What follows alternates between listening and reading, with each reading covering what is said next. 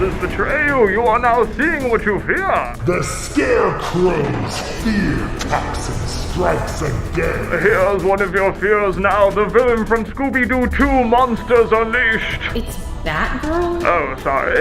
And an even bigger apology for ruining Scooby-Doo 2, Monsters Unleashed. It was like already ruined. Soon we will destroy the Batman franchise with bat credit cards, bat nipples, and bat hockey pads.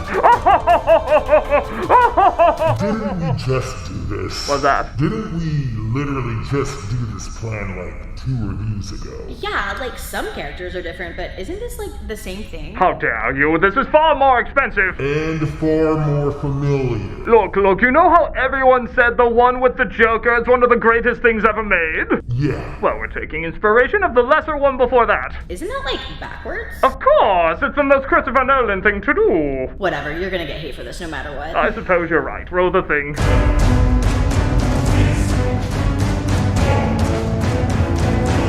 When the much-anticipated Dark Knight Rises came out in 2012 after one of the greatest comic book movies ever made, and another runaway blockbuster, the hype behind Christopher Nolan's third and final Batman film was immeasurable.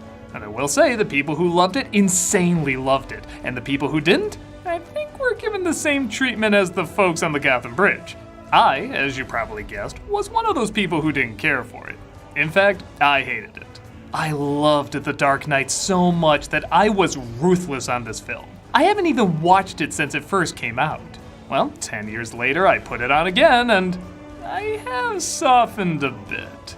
The acting is pretty good, the size and scale are massive. I'll even go so far as to say the majority of this movie is very impressive to watch. In fact, upon revisiting it, I think it only has one problem. The script. That's all. Just the words, choices, and basic root element of cinematic storytelling sucks. But aside from that, it's really good.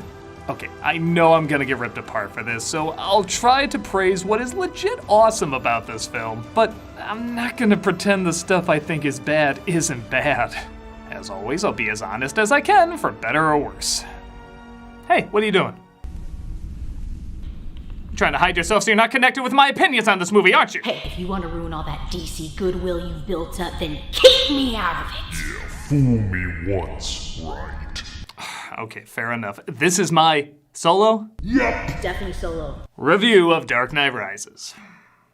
The movie opens randomly reminding us that Harvey is dead. I believed in Harvey Dent.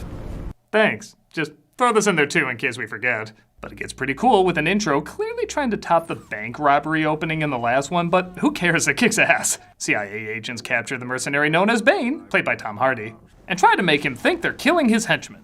A lot of loyalty for a hired gun! Or perhaps he's wondering why someone would shoot a man before throwing him out of a plane. Or how a voice and a mask can sound like 20 sound filters on top of each other. If you're wondering why he sounds like he's clearly in a recording booth, it's because there was a lot of complaints that Bane was too hard to understand in the trailers. When Gotham is ashes, you have my permission to die. This dude does do a lot of talking, so my guess is they brought him back and re-recorded or re-altered his voice several times. If I pull that off, will you die? It would be extremely painful You're a big guy. for you. I actually really like his voice despite everybody's impressions. Bane in the Harley Quinn show is entirely written around how hilarious it sounds. I am cutting this skirt. Blades are dull. I will bend it. But again, it's a Batman villain. I want him to sound a little weird. What am I gonna say, the Joker sounds too high-pitched or the Penguin grunts too much? Their silly voices are part of what makes them distinct. With that said, it is great when his voice breaks and he sounds like a drunk Sean Connery from Red October belching helium. Of course. The Batman, to my shame, police Is mobile. Opportunity. If Soda Popinski had a voice. It turns out Bane just needs the doctor on this flight, and he arranges the plane to be rotisserie by another plane. I honestly have no troubles with this scene, it's pretty sweet. Did you like my impression of a creaking door? No! They expect one of us in the wreckage, brother. The recruiter with the pamphlet should have told you. Yes, you can question the logistics of this plan, but let's use the same rules as Dark Knight. It's a comic book movie, so anything heightened that makes the characters look smarter or stronger is fine.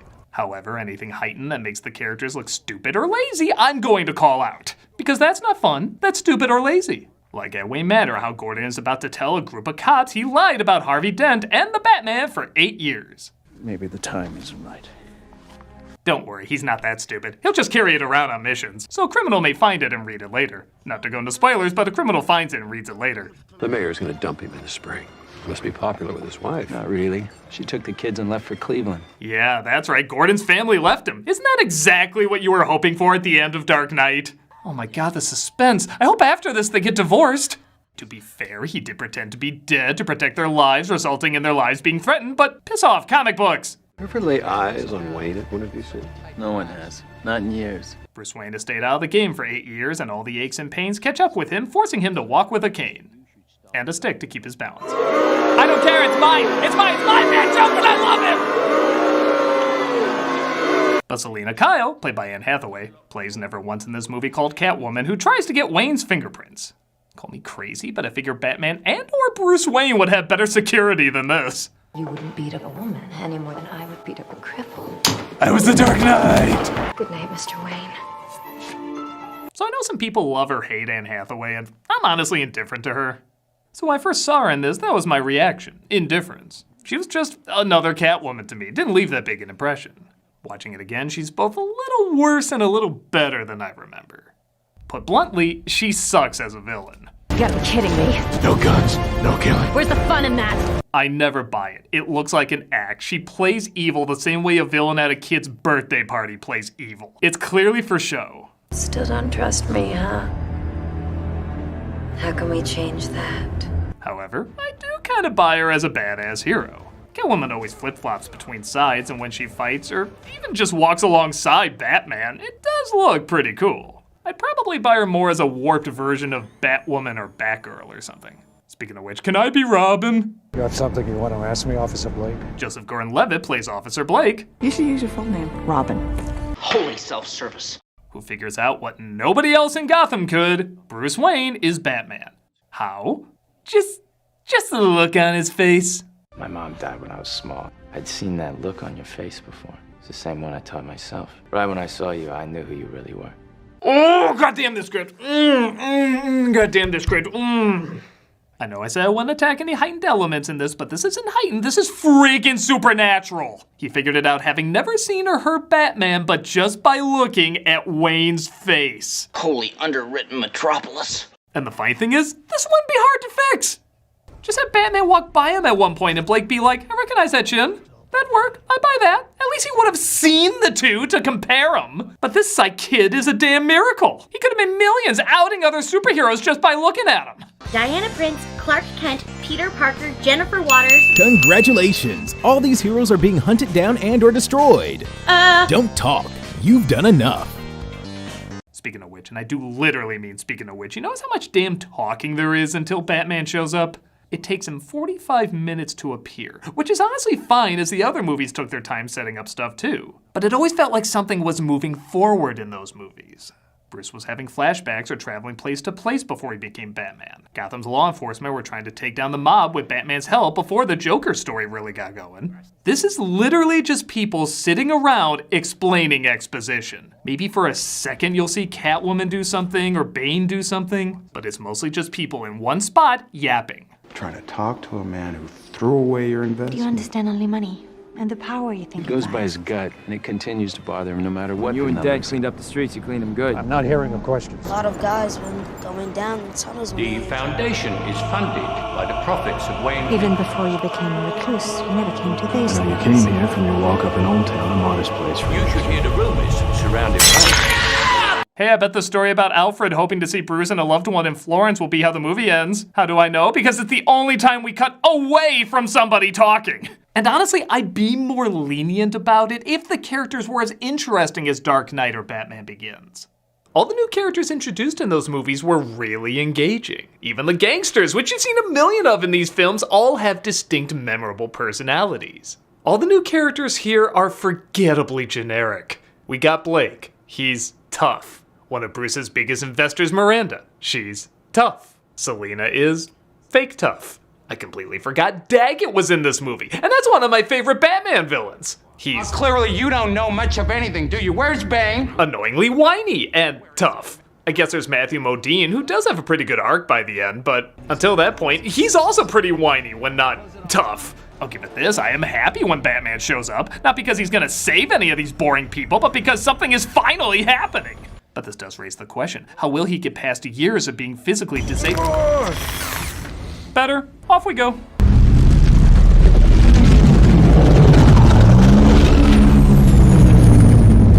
Okay, so far so good. His tumblers turned into chitty chitty bang bang, that's cool. He has arguably the best line in the movie. Miss Kyle.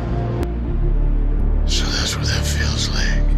That's way too funny, it has to be from the comics. Still a good scene.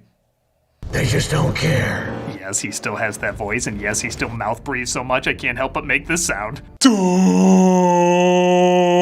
But it's still good to have Batman in this Batman movie. And all it'll cost you is an Alfred. You leave me? You're not Batman anymore.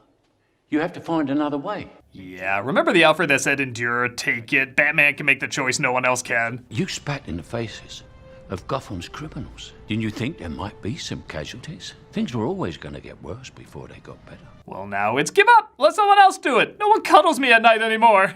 What if before she died, she wrote a letter saying she chose Harvey Dent over you? I give credit that this movie reneges a little bit on the lies told at the end of the last one, as I never knew what to think of that ending, and clearly the writers didn't know either, as both the truth about Rachel and later Dent are revealed. Maybe it's time we all stop trying to outsmart the truth and let it have its day. The acting here is also top-notch from both Kane and Bale. But Alfred doesn't want Bruce to die, so he won't help him anymore, leaving him to die. I know what this means. Your hatred, but it might also mean saving your life. Now, Timmy, I'm tired of catching you every time you jump from the bookcase, so I'm not gonna catch you this time, saving your life. What's Bruce been doing those 8 years out of the limelight? Well, not protecting his finances, because now he's completely broke. They bring Miranda, who may end up owning the company, to Applied Sciences, and I will admit, I forgot how awesome this show was. This is it, isn't it? No, this is goddamn Fox, who will soon be Disney. They show her investment is going to a machine that can create clean, renewable energy. Or blow up the world. Someone will figure out a way to make this power source into a nuclear weapon. I refer you back to comics. Miranda does end up owning the company, as well as Bruce's Little Wayne. That is, if he can figure out how to get inside his house without Alfred. Do you have keys? Never needed them. Batman, everybody! Despite the two having absolutely no chemistry, they decide to bonk. And yes, there is technically a reason she does it, but again, how did Batman not figure it out? And he tells Selina if she helps him find Bane, he'll help clear her name so that she can go back to feeding her... She doesn't even own a cat! She leads him to Bane, all right, by trapping him so he has to face him alone. Bane reveals he's from the League of Shadows, and I'm sorry, but in a choice I just can't get behind. He's a massive simp for Ra's al Ghul. I am the League of Shadows. Yeah, he just wants to destroy Gotham for the same reason Ra's did. Crime, corruption, economic inequality, which didn't the League say they kind of caused? With Gotham, we tried a new one, economics. And instead of making him a unique epic villain, they just make him a basic bitch for a previous one. I'm here to fulfill Ra's al Ghul's destiny. Imagine if Killmonger in Black Panther was like, I will fulfill Baron Zemo's legacy. You'd miss all this amazing stuff that makes him one of a kind. It just wouldn't feel as grand or new. Also, The Dark Knight, said by many to be one of the greatest comic book movies ever, kind of feels like a detour now, doesn't it? League of Shadows wants to destroy the city, defeated. Joker wants to drive everyone mad, stopped. League of Shadows wants to destroy the city. Oh shit! Just when I thought I saw everything, I get to see it again! It does lead to some cool stuff, though. I love how Bane knows all Batman's moves because they were trained by the same people. This fight scene in general is pretty great. Okay, it looks a little fake, but both actors are into it, you feel the intensity. And though Hardy said he hated beating up his childhood hero, he sure does sound like he's having a ball. Shadows betray you because they belong to me. Oh man, you beat him to his hangover face! You merely adopted the dark. I was born in it. But that pesky writing, where is all this taking place without him ever knowing? Your precious armory, gratefully accepted. World's greatest detective. How much work did Alfred do? I was wondering what would break first, your spirit or your body. Oh, I should have wore hockey pads.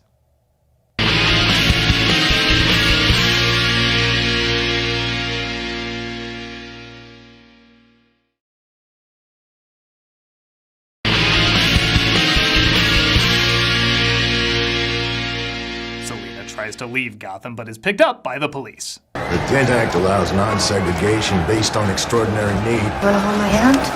Ah! This is really stupid. And Bruce is taken to a faraway prison where Bane was raised. He'll, of course, let Bruce watch the destruction of Gotham because comic villains are morons and kill him off after. Prisoners try to get out of the giant plot hole this movie keeps digging for itself, and Bruce is told of the one prisoner who did. He says there is one who did. A child. A girl, that is very important. Yeah, alright, we'll get to that twist later, but for now, he thinks it's Bane, whom the police think they have surrounded, so they literally throw in every cop in the city. Their words, not mine. Every cop in the city's down in those tunnels. This is so stupid, it actually looks funny. How can you not laugh at all of this giant city's cops going to one bust? Even the reporters are like, are you high? We're seeing literally thousands of police heading into the sewers. Mr. Mayor, we're literally thousands of police. It's a training exercise. No, I swear, there was a scene cut from the movie where she says, are you high? Big shock, this wasn't such a good idea, as a bunch of explosions trap them in the tunnels, blow up Gotham's bridges, and for some reason cut up this cool shot from the trailer. Why'd you do that? That one take was amazing. This bomb is armed, and the identity of the triggerman is a mystery. Well, this is a weird halftime show. The doctor from earlier turns the energy source into a bomb, and Bane says he'll detonate it if anyone tries to get in or out of Gotham. He reads Gordon's letter about how Batman was innocent and Dent went insane, which, I mean, he is a supervillain. He could be lying. But whatever, this gets Gotham up in arms and it's returned to the people who feel wronged. The rich are poor, the poor are rich, the guilty innocent, the innocent guilty, getting across the incredible message of inequality sucks. Yeah, kind of like Occupy Wall Street, which they said they weren't inspired by, and I do believe them. They're doing the same thing, pointing out similar problems, but not really offering solutions. Even though this had no connection to that movement, it was clearly on their minds the same time it was on all these other people's minds. There's just something about that place and time that got people talking about it. Maybe that's why a lot of these characters' choices seem so dumb. They're letting the commentary drive the characters rather than the characters drive the commentary. With that said, what is Batman gonna do? I mean, Bane broke his back recreating one of the most iconic comic book scenes ever. And what do they seem to have down there? A rope? It's gonna take years of physical therapy to... Better. Let's climb out of here. Oh, I broke my back again! For several months, Gotham is ripped apart, and Bruce tries to escape with the other prisoners chanting, but he never makes it. When he's told the child made it without a rope, he decides no snot-nosed pipsqueak is gonna upstage him. What does that mean? Rise. You've been down there for months, and now you ask what that means? If I was digging out of prison and my cellmate said dick cabbage every time I did, day one I'd be like, what's dick cabbage? I'm kind of curious what that's about. How much work did Alfred do again? He climbs up without a rope. Yeah, okay. And he, of course, makes it out. Just in time, too, as the best cameo in the movie says Gordon is on thin ice and sentences him to death. By thin ice. This blocks the remote detonator signal to the bomb. Get it onto it before sunrise. So a lot of people ask, how did Bruce get back to Gotham and how's he able to walk on that thin ice when everybody else falls through? Well, one, they did show he actually can walk on thin ice. Not gonna lie, I was pretty impressed by that callback. Number two, he's Batman. He got back because he's Batman.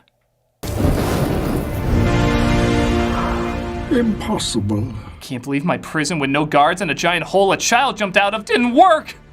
After what, the 10th time I ask how Nolan could never tell Bale Batman looks hilarious with his mouth open? I'm so Bane. They get all the cops out of the tunnel. Again, maybe should have killed them, Bane. And the battle for Gotham begins.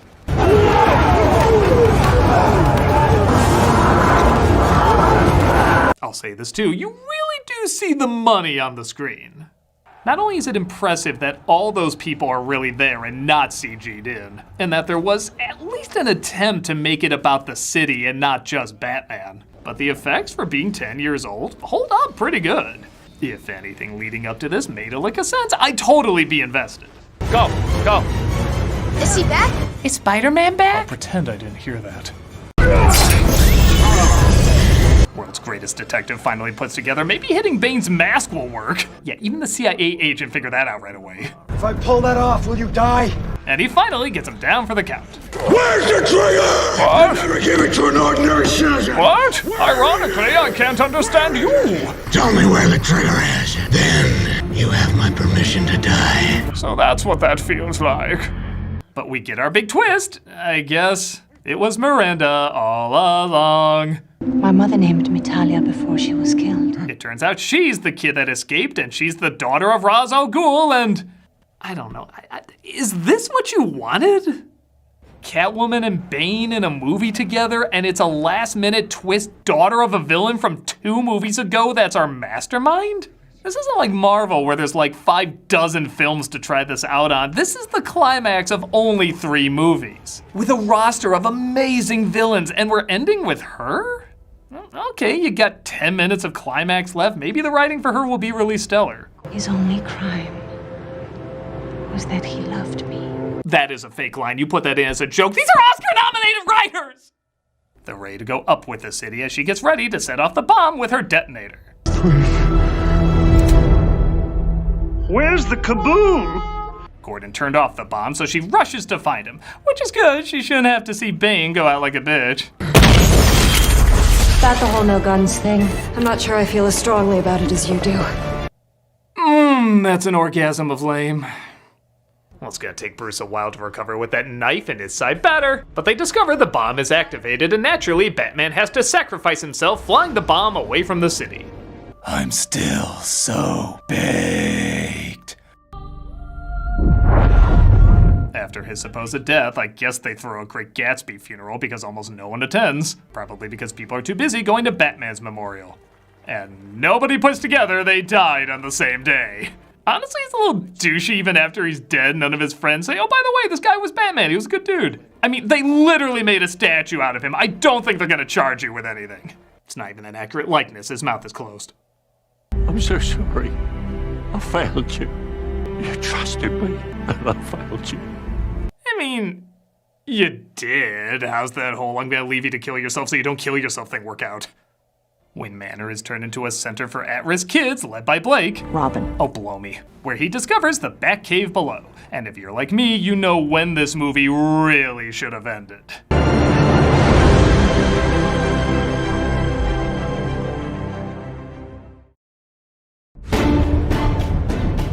I know it's like the ending to Inception, but Christopher Nolan has shown us he likes doing the same thing over and over, so why not here?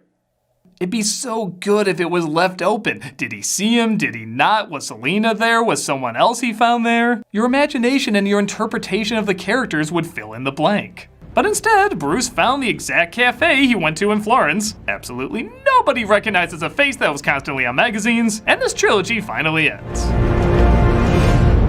Folks, I tried. I just can't get into it. I will admit there are a lot of things to take into consideration. Trying to up the spectacle of The Dark Knight, trying to be respectful and not bring back Heath Ledger's Joker. Trying to tie things together when you can't use the storyline of your most iconic villain. But I really think they should have just done a villain from scratch and not connect him to a villain from the first film. Or if you're gonna do that, do the Scarecrow, damn it! Yeah, I know I never shut up about him, but that is the only first movie villain you could get material from to fill a sequel. At least in a way that'd be satisfying. I think it wanted to up the commentary, up the effects, up the size, and in the process of figuring out the technicals, it lost the human connection. But like I said, that is all on a script level. And yes, that's one of the most important things, but watching it again, I was impressed with how many elements did hold up in terms of technology, size, scale, and performances.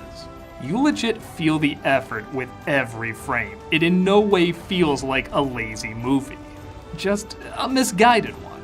And even then, that's just my take. I know a lot of people who love this film, and if it really moved you in a profound way, I'm not gonna stand in front of that. Its heart is in the right place, and it's clearly trying to do right by Batman. With that said, do you think it did do right all these years later?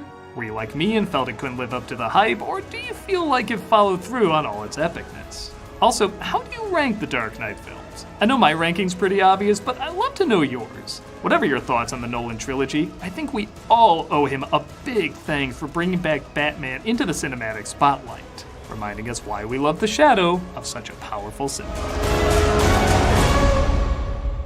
Okay, that was the Dark Knight trilogy. Why are we all still here? Oh, did you think that was it? Kinda, yeah. Well, I have an amazing twist for you. I am, in fact, not the real villain. Oh, we didn't really care if you were. It was an unsung hero who was in the movie under your nose the whole time. Okay, who?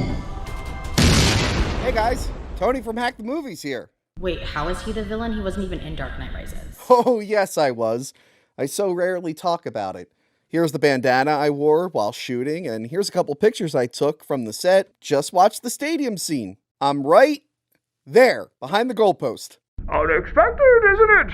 I guess. Therefore epic. Not really. Oh, our friends have betrayed us, Tony from Hack the Movies. It's hard being the glue that holds a film together. We must rectify this, Tony from Hack the Movies. You are the twist villain everybody wanted to see. I didn't even know he was in the film. So tell me what I must do for my epic conclusion. Maybe you can review the other two best Batman movies. Of course! It'll be something new and unexpected! You totally announced that at the beginning of the month. But has he talked about those films before? Multiple times. Then we are following the Nolan model. Repeat, repeat, and repeat. Repeat. You know, I was happier when I literally didn't exist. I was played by Malcolm. Does this mean I'll disappear too? The world is too small for the star of The Dark Knight Rises to disappear. Oh, good. Who are you? I'm not sure anymore. Are you my mummy? Why is this still going? Because I love doing this voice. Well, stop it. Bye, voice. The Batman